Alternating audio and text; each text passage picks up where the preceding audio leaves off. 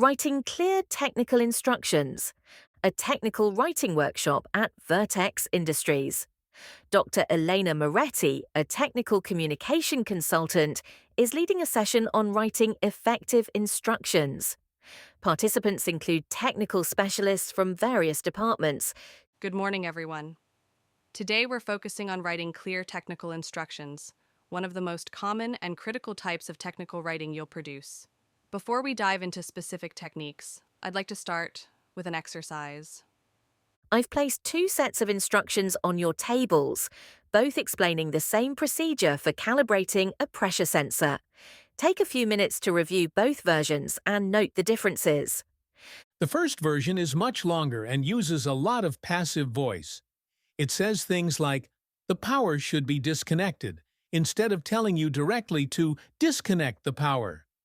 And the warnings in the first version are at the end of each step, after you've already been told to do something. In the second version, warnings come before the actions they relate to. Excellent observations. The first version demonstrates common problems we see in technical instructions. It could have been much clearer and more usable with some simple changes. The second version applies the principles we'll discuss today. Let's talk about why clear instructions matter. Last year, Vertex experienced a significant production delay when operators misinterpreted a procedure for setting up a new manufacturing line. The procedure was technically accurate, but poorly written. The company should have tested the instructions with actual users before implementation. This incident might have been avoided with better technical writing. That's true. I worked on that line. The instructions were confusing, and different operators interpreted them differently. We could have saved a lot of time and frustration with clearer guidance. Exactly. Now, let's discuss the key principles for writing effective instructions. First and foremost is using the imperative mood, direct commands that clearly state what the reader should do. Instead of writing, "The valve should be open to position 3, write "open the valve to position 3. This approach is clearer, more concise, and leaves no doubt about who should perform the action. But some of our older procedures use passive voice because we were taught it sounds more professional or objective. Should we change all of those? That's a common misconception. In technical writing, clarity trumps formality. Your procedures would have been more effective with direct commands. I would recommend revising critical procedures to use imperative mood. The passive voice might be appropriate in some contexts, like describing a process that happens automatically. But for instructions, direct commands work best. What about the structure of instructions? Our procedures vary widely in how they're organized. Structure is crucial for usability. Instructions should follow a consistent pattern that users can predict and follow easily. Each step should present one clear action. When you have multiple actions, you should break them into separate numbered steps. Let me show you an example on the screen. The first version combines multiple actions in one step. Power on the unit, wait for the self-test to complete, and then enter the calibration menu by pressing and holding the function button for 3 seconds. The revised version breaks this into 3 distinct steps. Power on the unit, wait for the self-test to complete. Press and hold the function button for 3 seconds to enter the calibration menu. Which version would be easier to follow? The second one, the numbered version, the broken down steps. Exactly. When steps are separated, users can focus on one action at a time and easily track their progress. They're less likely to miss a critical action or lose their place in the procedure. What about prerequisites or things users need to know before starting? Great question. Prerequisites, required tools, materials, and safety warnings should appear before the procedure begins. Users must have this information before they start, not halfway through when it might be too late. Many poorly written instructions bury critical prerequisites within the procedure, or worse, mention them after the actions they affect. The writer should have placed this information at the beginning where it belongs. And what about technical terminology? Some of our procedures use highly technical language that not all users understand.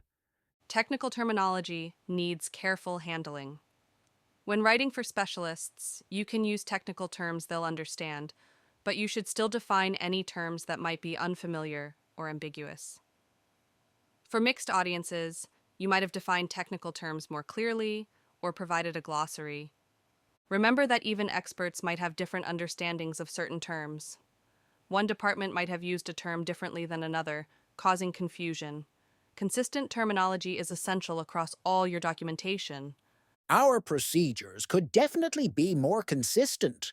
Sometimes we use different terms for the same component or action.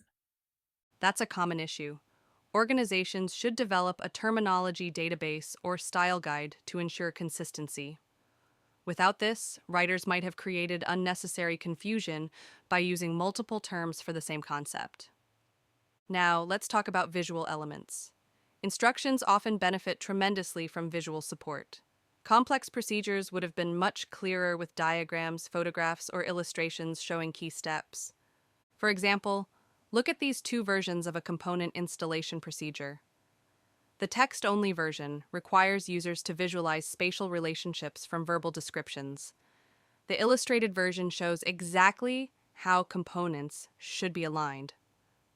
Which would you prefer to follow? The illustrated version, definitely. I can immediately see how the parts fit together. Exactly. Visual elements shouldn't be treated as optional extras. They're often essential for clear communication, especially for spatial relationships or complex sequences. Participant 1.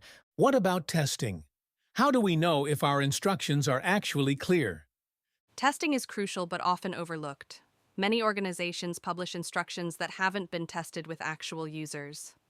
You should have someone from your target audience try to follow your instructions exactly as written.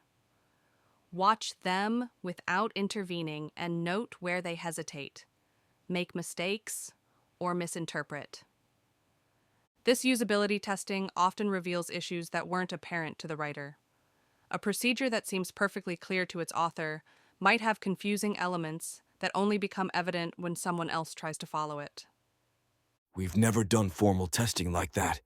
We usually just have a colleague review the document. Peer review is valuable, but insufficient. Reviewers reading the document aren't the same as users trying to perform the procedure. You would have identified many more usability issues through actual testing. Let's practice applying these principles.